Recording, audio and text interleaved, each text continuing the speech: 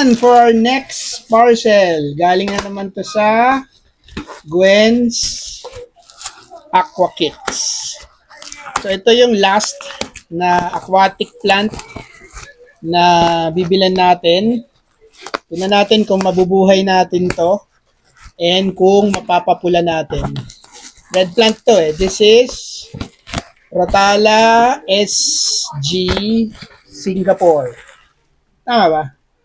Rotala Blood Red SG pala. Sorry, my bad. Tingnan natin kung ano itsura niya. Meron akong 5 stems yata itong binigay sa atin ni Gwen's Aquatic.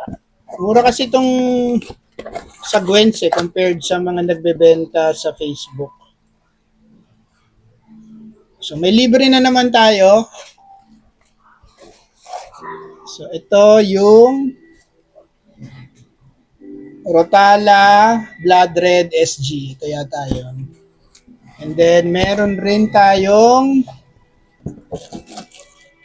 kinuwang Limnophilia.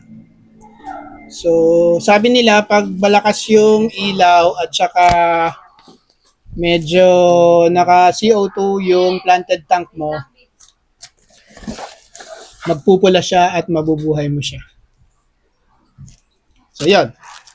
Itatanim natin mamaya. Papakita ko na lang sa inyo kung ano itsura. So, lalagay natin siya dito siguro. So, somewhere na directly masisinagan ng LED light natin. And siguro malapit dun sa CO2 natin. Let's see kung kaya natin buhayan. Pakita ko sa inyo. Yun lang. Thanks for watching. Peace.